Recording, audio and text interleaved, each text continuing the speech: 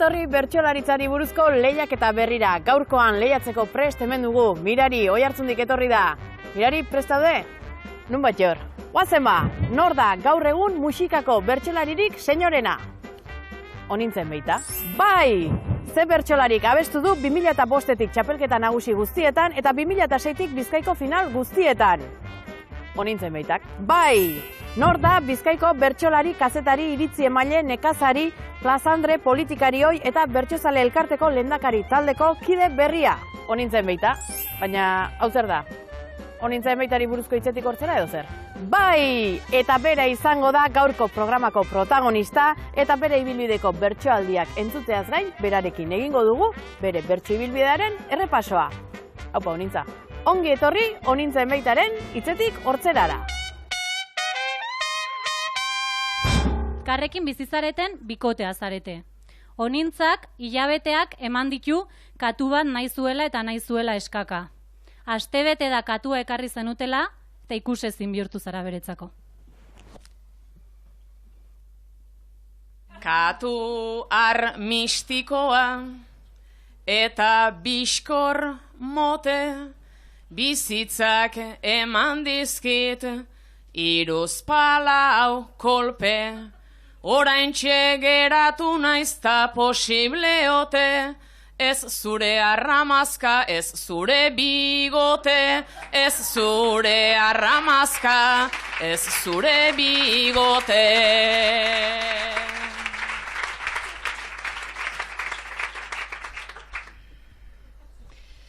Katu nabar-nabarra, ta ez da makala, begira ze suabea, dan bere azala, zerbait esan didazu Amaia Aibala, pentsatu dut katua berbetan neukala, pentsatu dut katua berbetan neukala.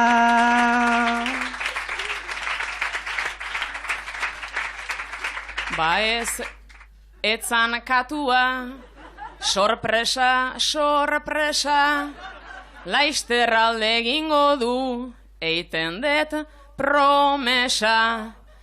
Ez da hain lagun ona, zure katu persa, lekutan geratu da Onintzatik gresa, lekutan gelditu da Onintzatik gresa. Ata kume txikibi, bagina bezala, ogera joan dalo, gabiltza horrela. Aspaldi esan izun, aspertu nintzela, aliziente berri bat behar nuela. Aliziente berri bat behar nuela.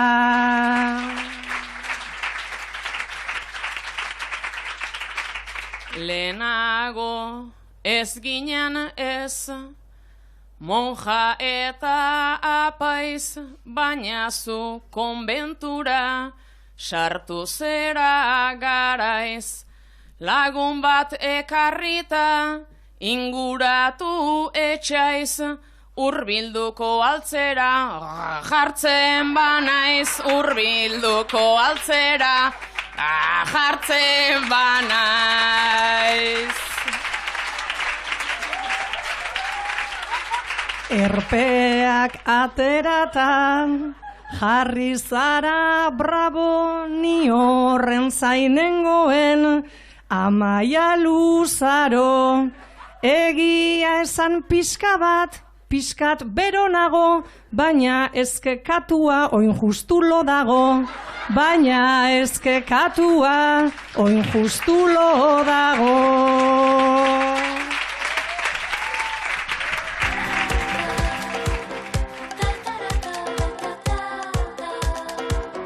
Musikar famatuenetako bat da Onintzen beita, famatuena ez bada, eta famatuena ez bada hor nonbait ibiliko da.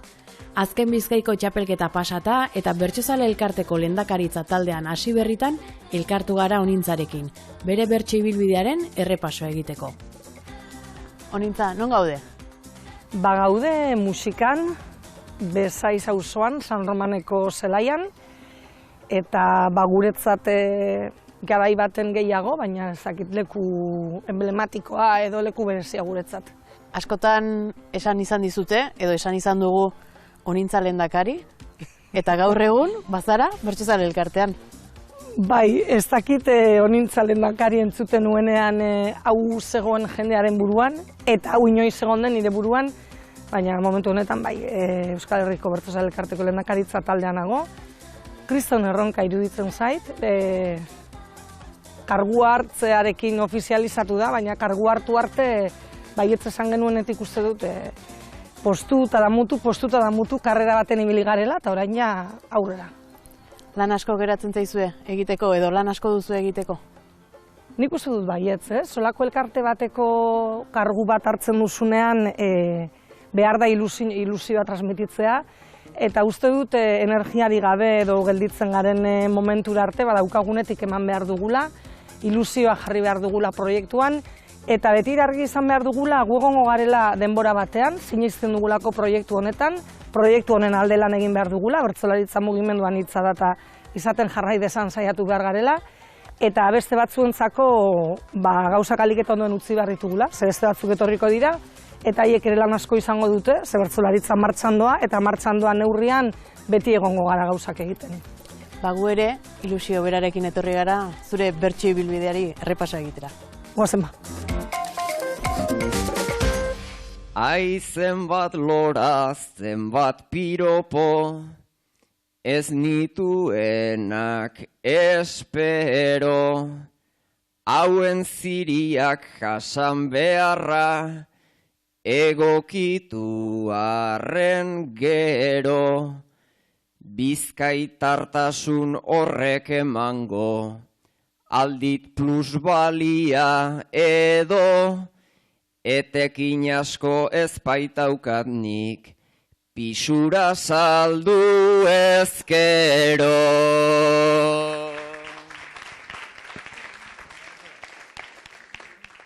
Pisura saldu ezkero ez da, antza emaitza dotorea, ez dozu bota zeure burua, ikusi eta lorea, baina izan zaitez gaur zeure gazko, apurtxu bat amablea, merkantzionak izan behar dau, txikita manejablea.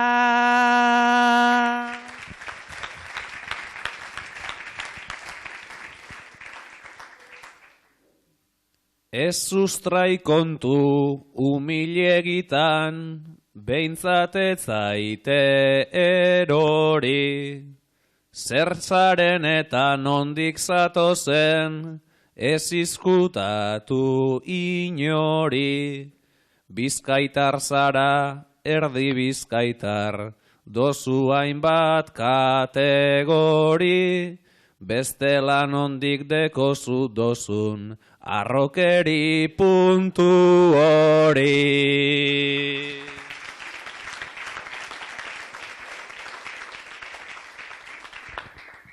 Bizkaitarrorok bere burua, dauka onena bezela, munduan zehar ez dagolako, ibiltzerikan bestela, keba Bizkaiko jendea dugu, jende humilta fidela, baina egia da zuen burua, pixkat maite duzuela.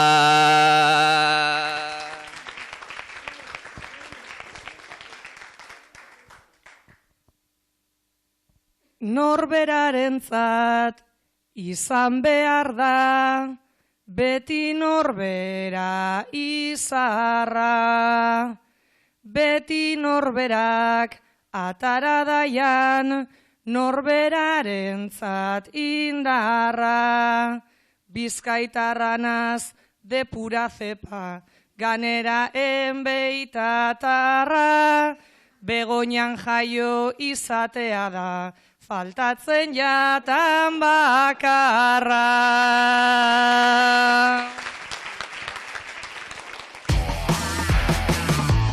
Eta ni bizitza guztian titia kokatu ezinik. 12 urterako handiegiak ziren. 22ekin erortzen hasi ziren grabitatea deritzen zeran azkagarri horren erruz.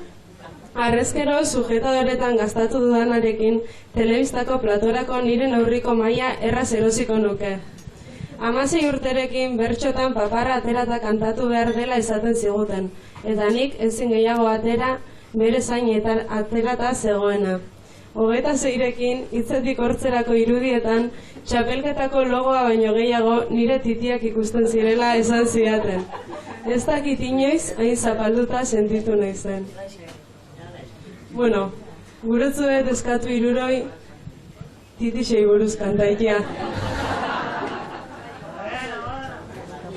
Pentsetan nebana, idatzita ara, munduari bueltaka hor dabiltzaia da. Dena esan da daukat nik neuk behar bada, irakurri duzuna nire egia da, nire egia da, nire egia da. Begirada jarrita, titi bat tapitan, ipini zizkizuten, sarritan kritikan. Haundiegi zirela eta zeunden kinkan, tani berriz nengoen zure inbiditan, zure inbiditan, zure inbiditan. Ai elkarri begira azte bi senyora, gustora etorri naiz gaur zuen ondora. Naizta ustez netorren polit ala moda, zergatik igotzen dut kamiseta gora, kamiseta gora, kamiseta gora. Senyora esan duzu, baina ne begira, kamiseta igoaz zure aurpegira. Senyora ikusiarren gaur gu biok tira, zureak ere laizter eroriko dira, eroriko dira, eroriko dira. Ni alde horretatik enabil xelebre, titi txikiegiak naturaren lege. Baina horrelakotan ez inoren mende, sarriaztu izan zaie, baneuzkanik ere, baneuzkanik ere, baneuzkanik ere. Ta horrek eragindu zure aldartean, baina zergatik zaude gubion artean. Ni behintzat pozik nago orain apartean, luzitu behar dira erori artean, erori artean, erori artean.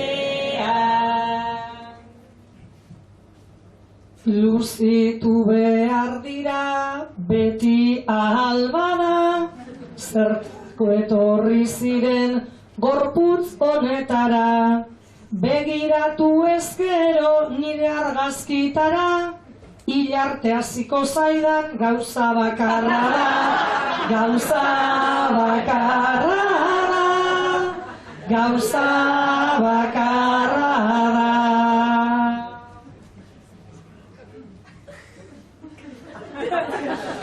Dominatzen dituzu zuk zure artean, nereak berriz daude diskretu pakean. Neri tokatu baizait gaurko jendartean, lautada izatea mendien artean, mendien artean, mendien artean.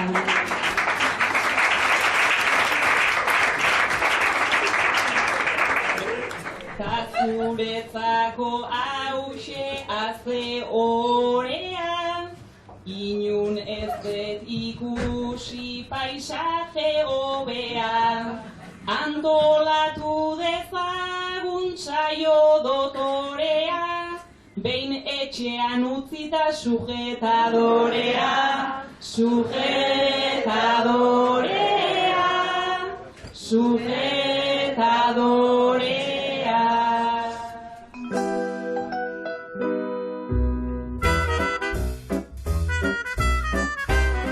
Onintza, bertsolari bezala enbeitatarra izatea, karga izan da zuretzat? Niretzat bai izan zen, hasi ginenean bertzotan eta enbeitatarra izatea bai izan zen karga bat. Eta hor, nera bezaroan eta urte batzutan, astunegi ere egiten zitzaidan, ezta? Suposatzen zelako, kantatzeko modu bat izan behar duzula, edo nik ez dakit, edo igual ez da ezer suposatzen, baina zuk pentsatzen duzu, suposatzen duela jendeak hori, ez? Eta orduan, niretzako badago, ja, 20 piko urterekin, 27, 28 urterekin, ja, helduagoa zara, eta orduan, nik lortu nuen momentu baten nire buruari esatea, enbeitatarra izatea ez da gauza txar bat.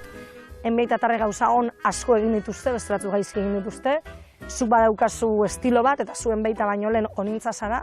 Aurkitu behar duzuna onintza hori, eta bertzutan egiten duzunean, beste guztia ahaztu, eta pentsatu onintza bakarrik zarela, ez? Eta nola gogoratzen dituzu lehen plazaiek, jendaurreko lehen bertsoaiek? Jo, guk lehenengo umetan nik esaten du beti agertokira bota gintuztenean buruzik hasita kantatzen genuen. Orda, nik lehenengo plaza gogoratzen dut, hemen musikako ariatzan izan zen Santakurtze batzutan, eta aurretiz pentsatutako kopla batzuk kantatu behar genituen, eta agertokira igo nintzenean, kable asko zeuden, gauza asko zegoen agertokian, eta gogoratzen naiz erori egin nintzela, eta daukat hori grabatuta barruan a fuego. Baina hor, 15-16 urtetik aurrera ja inguruko eskualdetatik, inguruko herrietatik deitzen eta hasi zitzaizkigunean oso oroitzapen onak ditut. Aitzaki bat zen, gure ingurutik eta habitat naturaletik ateratzeko. Horre josi genituen gure arteko harremanak, horre ezagutu nuen jente asko, eta oso oroitzapen onak ditut orokorrean. Ilusio handiz joaten ginen plazarik plaza. Eta gaur egun, zeri kantatu nahi izaten dira honintzen beitak? Niri gustatzen zait gauza txikiei kantatzea. Eta orduan interesatzen zait gauza txikiei kantatzea. Eta saiatzen naiz gai oso potoloak eta oso irekiak direnean, oso terreno personalera, oso terreno gurera ekartzen. Baina, interesatzen zait gure gorputzaren aldaketei kantatzea, interesatzen zait bizitza orain beste talaia batetik nola ikusten dudan errepresentatzen. Bi mikroak elkarri begira jartzeko eskatuko dizu. Ta gaia labur-labur. Onintza, zu beti egia esaten duen ispilua zara. Igor, aurrean jarri eta galdezka hasi zaizu.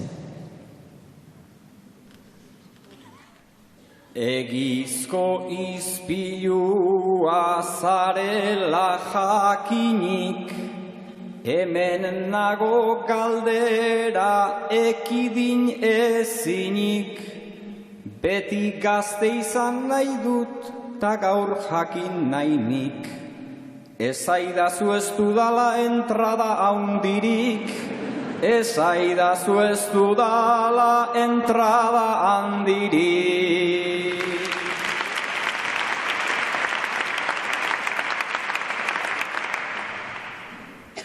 Entradak badaukazuz, hortxe zabiz zuzen, ta ia esplikatzen, manejatzen naizen.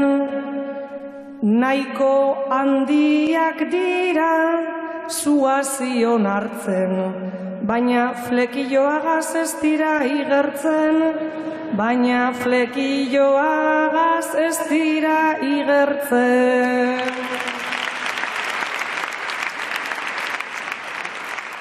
Mundu lehiakorra da bertsolariena, ta batek noski ezin du eduki dena, unai interesante ta amets onena.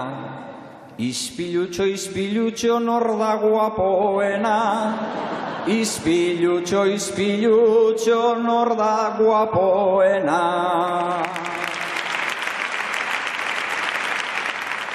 Ai ama baina zenbat inbidia tazu, guapoen aukeratzen hemen txenaukazu, mindu barik esango deutzut pausuz pausu, Euskal Herrian maia baina Bizkaian zu, Euskal Herrian maia baina Bizkaian zu.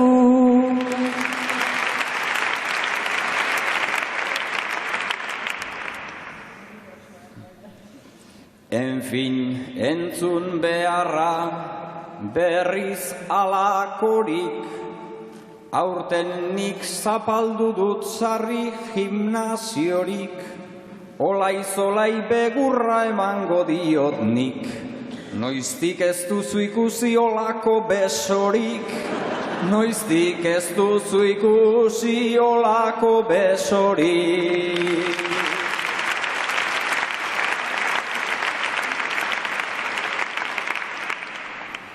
Besoak gimnazioan entrenau samarrak, baina mesede gitxi ein deutze beharrak, naiz ez diran ikusi dodazan bakarrak, lodiagoak dira nire atzamarrak, lodiagoak dira nire atzamarrak.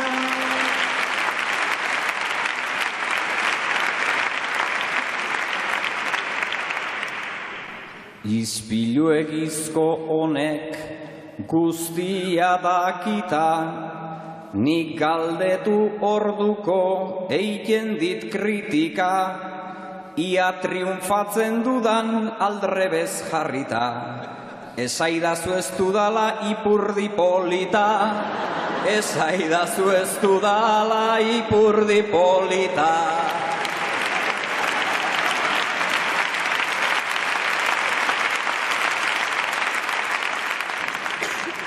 Ta farruko jarri da orain mutikoa, goitik bera dotore zelako tipoa, gestoa egin dozu nahiko erotikoa, ipurdi bat alda gerri azpikoa, ipurdi bat alda gerri azpikoa.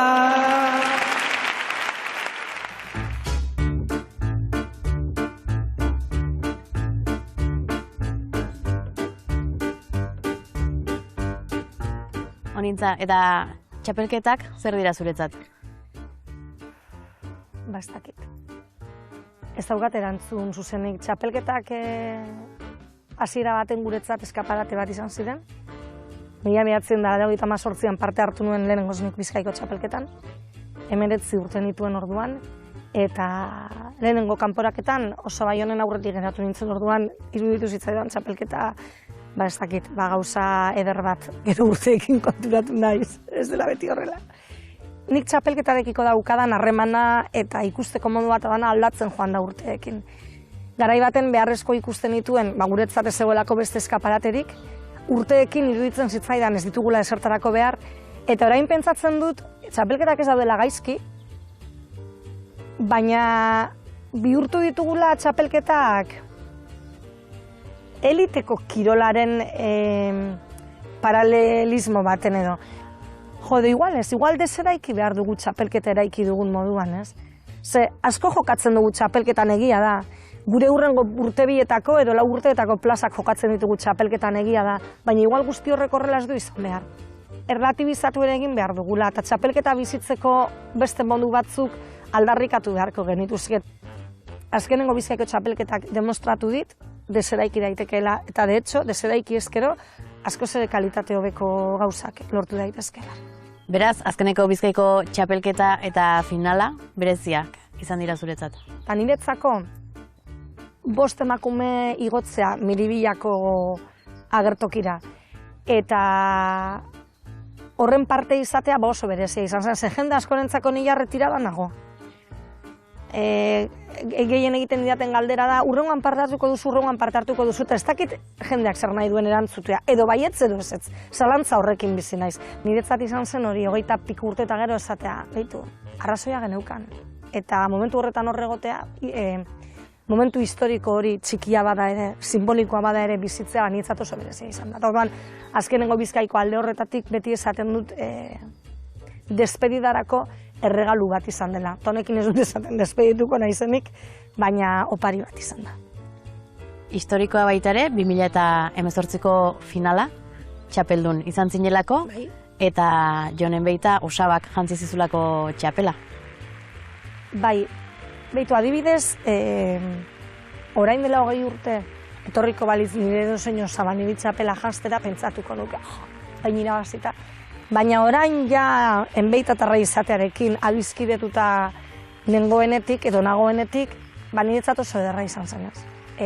Azkenean nik irabazi nuen 2018ko Bizkaiko txapela jantzi zidan nire osabak, horrek esan nahi du Bizkaiko bertsolaritza norbait esanguratsua izan dela, ez dela litzateke horregongo noski.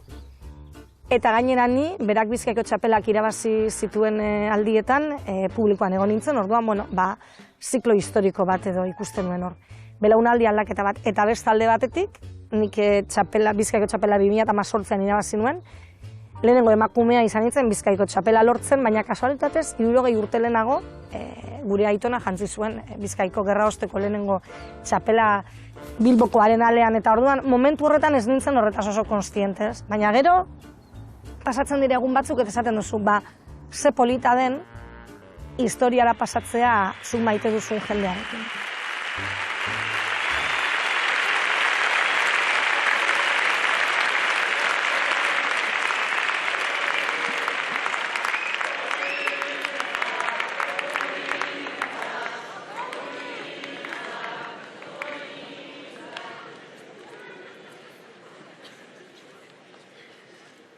Valentin, zu izan zinen, gurean lehen txapelduna, gero etorri izan osaben, talen guzuen eguna, orain etxeko txikia, bihotza ostu eutzuna, makila eskuan dago, erdine garrez tuntuna.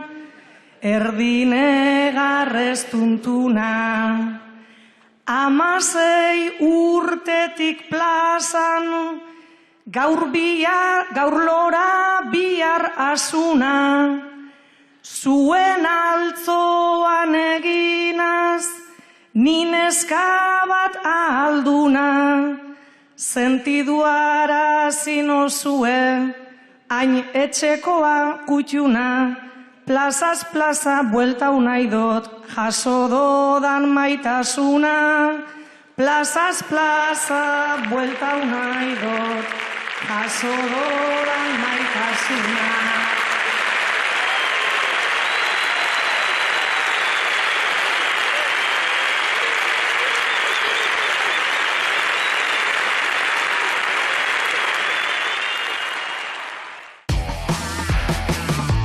Nerea institutuko irakaslea zara, eta honintza bertako ikaslea.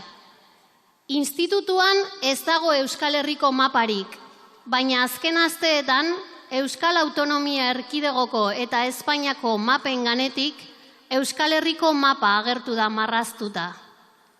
Nerea, honintza harrapau dozu gela bateko mapa marrazten. Batzuk saiatzen gara, kontzeptuei eusten, naiz eta probintziak ordoa zen hausten. Zuk badakizu nola banandu gaituzten, naiz aritu bolia mapetan igurtzen, marraztu arren askok ez dute ikusten.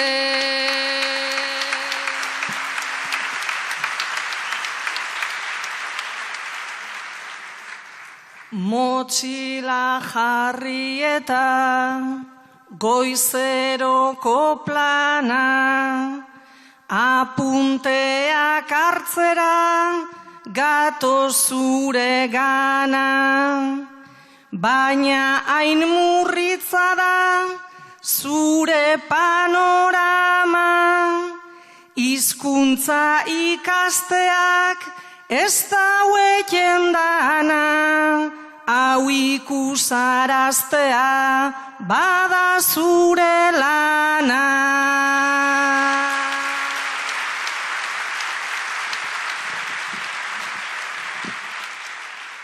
Baina ereduko eskola bitarte, ezin dut hortan hartu aktiboki parte, eta lege berriek ere hause dakarte, oraindik zalantza dut honintza gaur arte, zazpi probintzi garen edo zazpi uarte.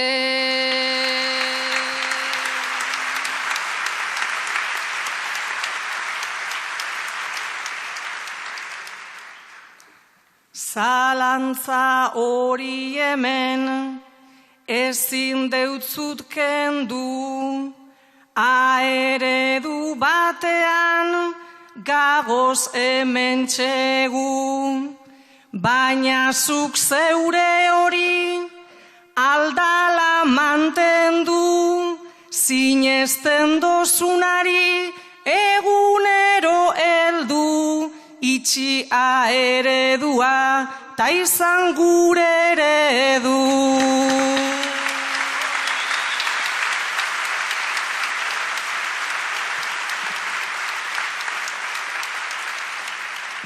Berez senak horiek agindu ohi dizkit, baina klaustrotik kejaz etorriko zaizkit.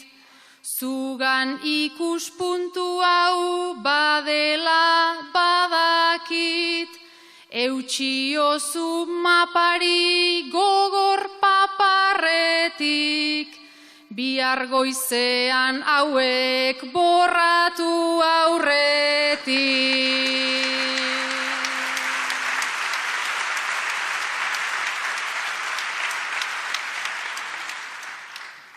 Margotu gura dodaz, arbele eta mai, itxuraz bai bainani, enaz bizilazai. Gure kontra badagoz, horren beste epai, ereduan gabiz, hementxe gabiz bai, baina geto batean ez dugu bizina.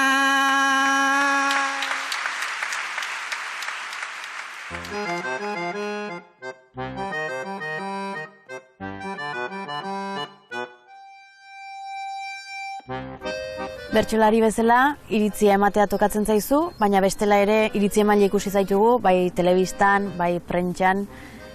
Hori nola eramaten da edo nola egiten da? Bueno, nik uste hori egiten dela zure buruari zilegitasuna onartzen hasten zarenetik, ezta? Niri berriatik eskaini zidat, egunero artikulu bat idaztea, eta momentu baten iruditu zitzaidan kriston erronka eta oso ariketa polita, eta baietz esan nuen. Bueno, argi dagoena da, jendea zurekin ados dagoenean eta gauza politak esaten dizkizunean dena dela polita, ez?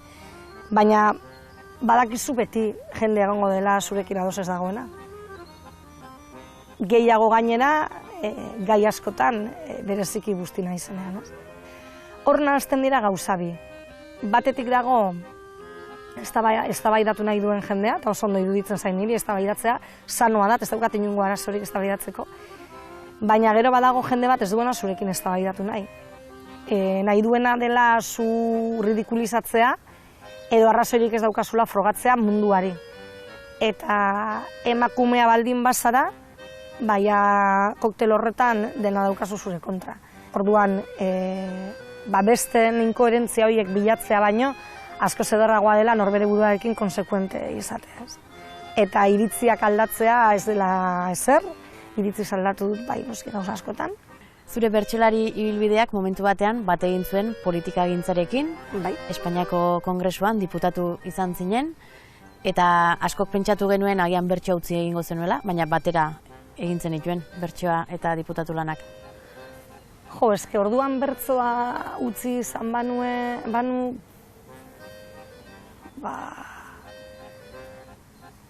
igual ez nuen bizirik iraun nuen lekuan.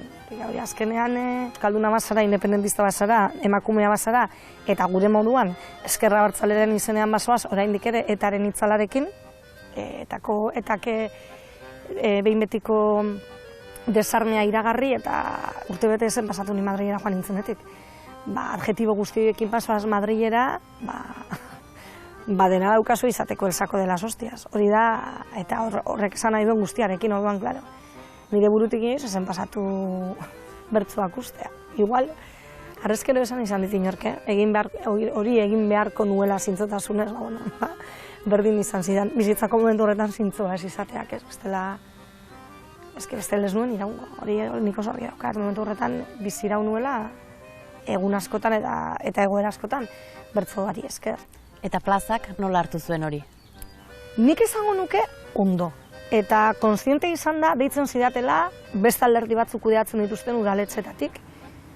Baina ni bertzotara joaten nintzen, ez dut inoiz bertzo plaza erabili hauteskunde kanpainarik egiteko. Eta errespetu horretatik eta argi izan da nor nahi zen, nik ez nuen arazorik izan. Harriak zarete. Harriak. Honintza, ume palestinar batek eskutan duen harria zara. Eta zu Maialen, soldadu israeldar batek botatik atera berri duen harri txintxarra.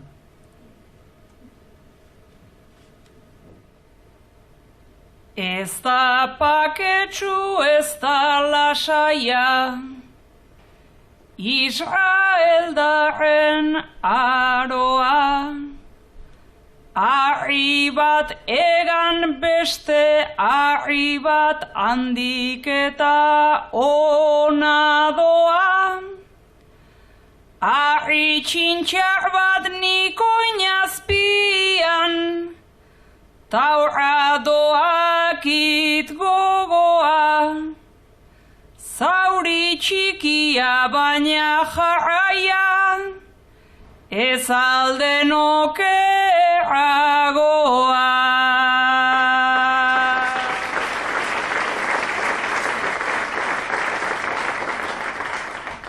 Hau da guretzat ezin hileta, gero bertan hil beharra.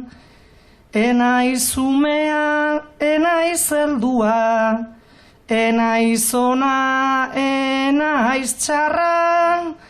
Kasualitatez sortu nintzenez, haini naiz palestinarra.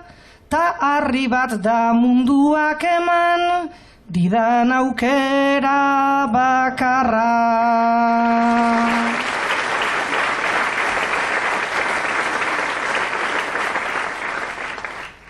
Tanik munduan dena dut alde, horixe da zure pena. Nere tankeak, nere ahmada, ta nere kafeko trena, ta ala ere arri gogorra zai bai Palestinarena. Herri txikia, herri aula, baina erauzi ezin dena.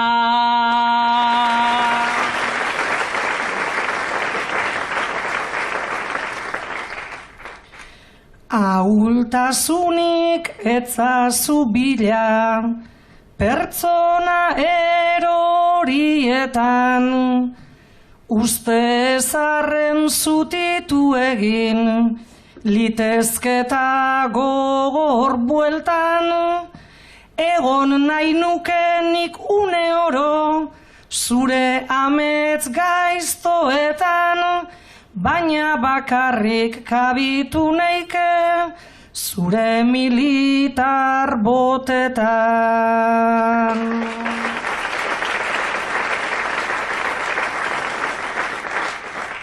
Israeldarra izan zaitezke, zergatik ez hori hauta, hobe biziko zinake askoz, ta ezola apartauta, erropaz pobre arria eskuan, Palestinarraren mauka, poesia alde daukazu baina, kainoiak dauzkazu aurka.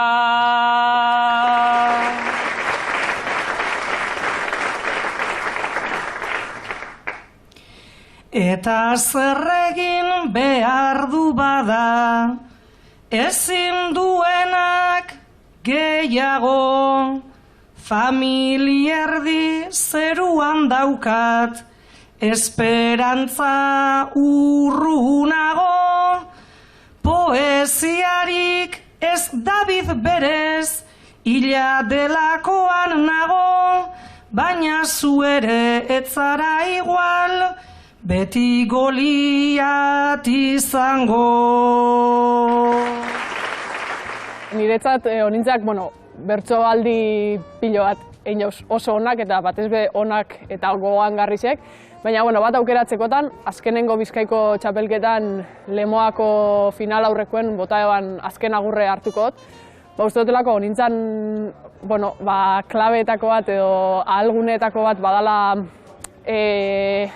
sentsazio kolektibo bati hitzak jartzeko ahalmena dekola. Eta uste dut bete-betien asmatu ebala amaierako agur horrekin, bukatzen zanez, ez tozte ardure finalik egiten ez badabe, eta uste dut bazala pixkat sentsazio kolektibo baten hitzetan jartze hori, eta horregatik aukeratze dut hau. Bertzotan hasi ginen suabe, suabe, sarri ez ulermenez sensibilidade. Bost neska finalera, hau bai nobedade, nire tornillo danak salto egin dabe, jabardin deust finalik eiken espadabe, jabardin deust finalik eiken espadabe.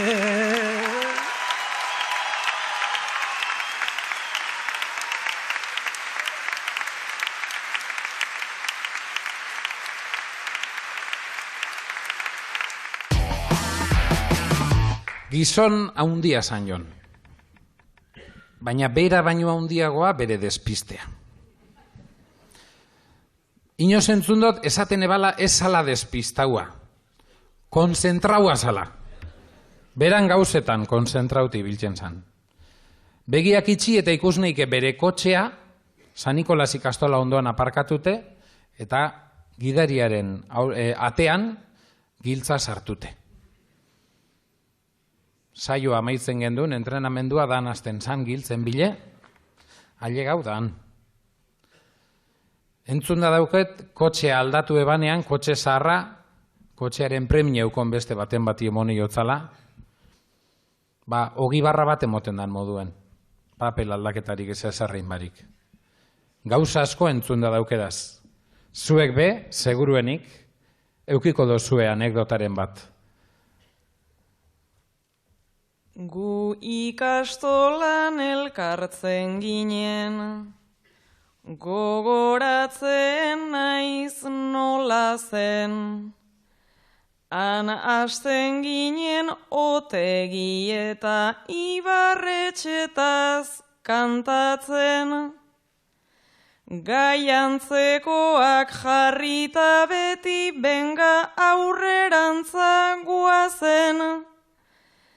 Ta poltsikoan sartuta zeukan ederki dut gogoratzen. Telefonoak jotzen zionta, bera etzen enteratzen.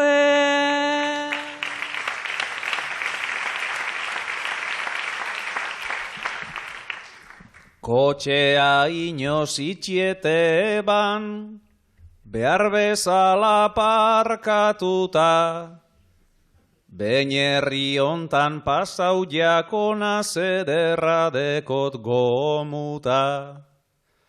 Municipalek jarri eutzien ondo merezita multa, hartu eskuan komisarirantz, ate barrura sartuta, talaster urten eban kanpora eskubiak libratuta.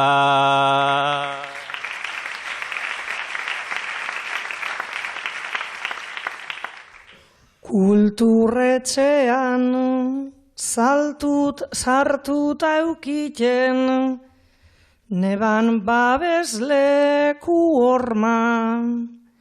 Behin ezan eustan urten hormatik, ta emon gorputzari forma.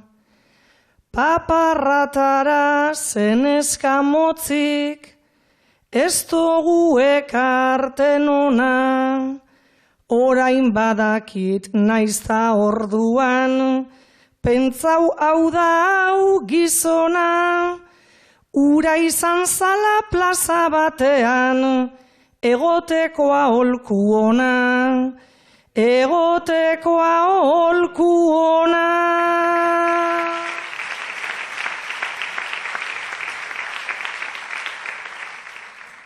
Muga ertzean ikusten nuen gidari bat erdi torpe, ta poliziak gelditu eta papelesi pasaporte. Bizkaiatik ta Lapurdialdera auskalo zenbat transporte.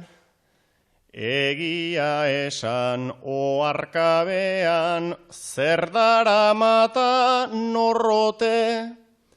Citroenek espot bat egin nahi izan zula diote, nahi izan zula diote.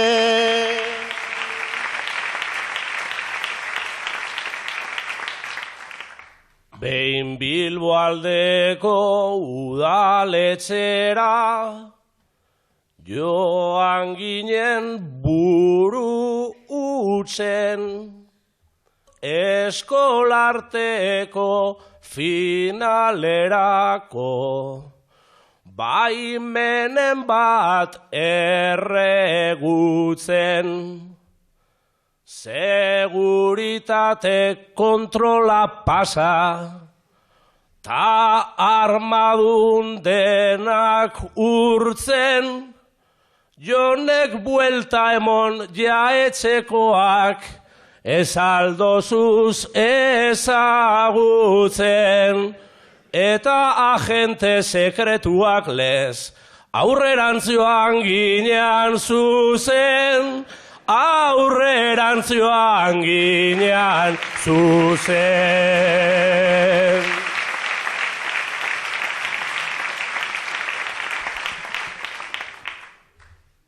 Orain bi urte semifinala, landakoko ingurura, sarrera gabe torri zen jon, inoiz beharrote du ba. Nik esan nion hartu neurea ta zoaz lasai kantura. Elortzak esan zidan aserre, aitor segizu barrura, baina sekula ez zaitaztuko azken ikustaldi hura.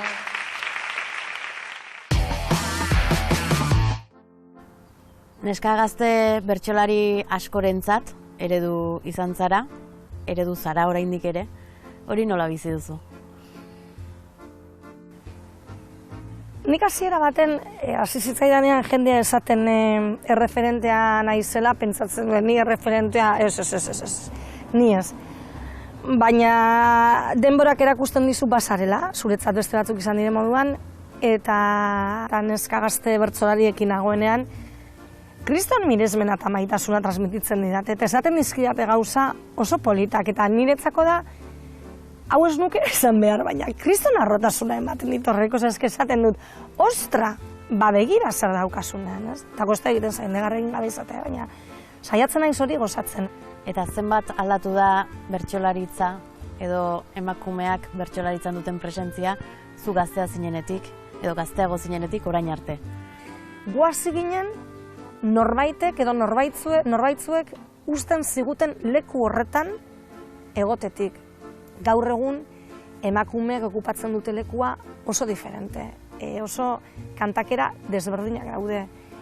Oso emakume izateko modu desberdinak daude zorionez, eta orain ja ez goaz beste batzuen festara, gure festara, ez? Eta horrek ematen du beste askatasun bat, eta inork ez du inor ordezkatzen, eta beste lasaitasun bat ere ematen dizu plazan, ez? Dena lortu dugu? Ez, hombre, dena ez. Baina gauza batzuk bai, eta nik uste dut espazioaren okupazioarena oso evidentea dela, ez? Hemetik bertso kabareta, ez da kasualitatea, senyora sariketa, horrelako formatuek edo horrelako saioek zer ematen diote bertsolaritzari? Jo, garai baten igual, hemetik bertso kabareta egiten hasi ginenetik, ia 20 urte pasatu dira. Eta nik uste dut orduan igual presentzia ematen zuela, ez? Gai batzuk azaleratu genituela edo saiatu ginela. Gaur egun ez da kasualitateak ematen duen moduan, ez? Ematen du presentzia, ematen du emakumeen artean dagoen aniztasunaren pista bat, eta gero uste du senyora sariketa, ez dakit formatos, baina senyora sariketa izena daukan gauza bat egon behar da, ez? Senyoratasuna ez da izan behar gauza txar bat, eta senyorak izatera iristen goaz, eta gaur egun plazetan gauden emakume asko, orain arte gure adinarekin kantuan egonez diren emakume asko iritsi diren lekura iritsi gara. Orduan, gai asko mahai gainean jarri behar dira, eta desmelenerako guneak ere antolatu behar dira, elkartzeko, egoteko, gorputz desberdinak biltzeko, ideologikoki zenbait mutur elkartzeko, eta nik uste dut, oraindik beharrezkoak diren gauzak dira. Denpora barik gatoz, jenteagaz sartzen, ta zuzenean goaz, gauzak ondo jartzen. Lehenago entzun zaitut, degu bat kantatzen, ez dakit jabizelan, ezaren lotzatzen.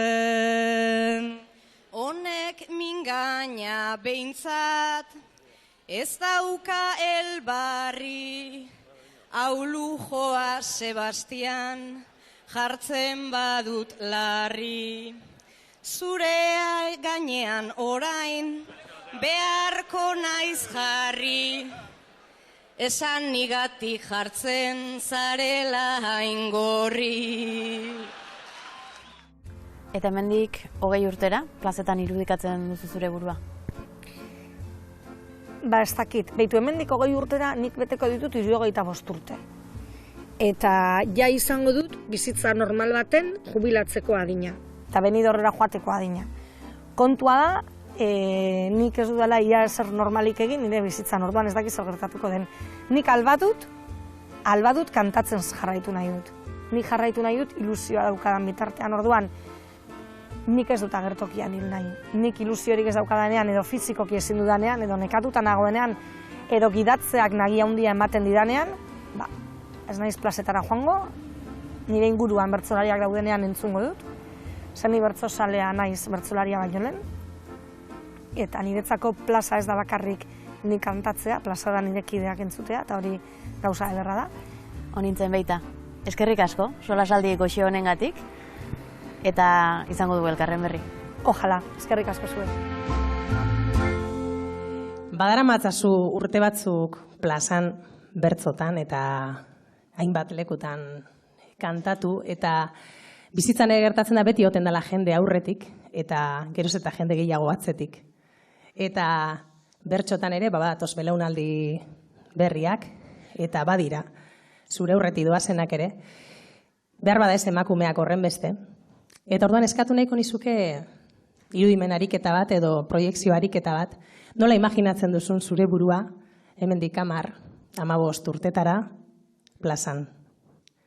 Plazan egongo da hemendik 10-15 urte barruko honintza, eta hala bada, nola imaginatzen duzu zure burua, nola imaginatzen duzu plaza.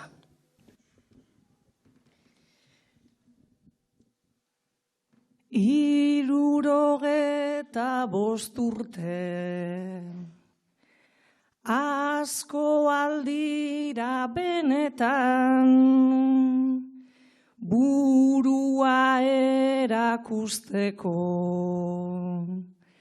oraindik ere plazetan, sarri pentsatu izan dut, nire irudi horretan, honintza konpleju gabe, bizi moduaz berbetan, zelan gauza normala den, emakume zaharretan, abanikoa erakutsi, nahi dut jendearen bueltan.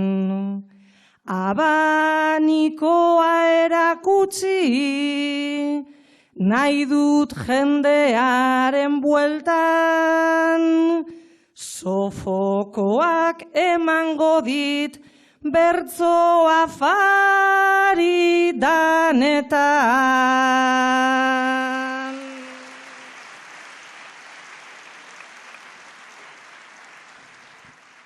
Ezpanak gorriz margotu, taterako naiz ederto, aginak gorri badaude, asko zazere hobeto, zarrek ze behar dute, perfektoak izateko, total zenbat faltako zait, holtza gainean hiltzeko, indarra aterako dut, aldenean kantatzeko, baina urtea zaio ez dut bete gura lepo. Baina urtea zaio ez dut bete gura lepo, martxoan greba egingo dut Benidorrera joateko.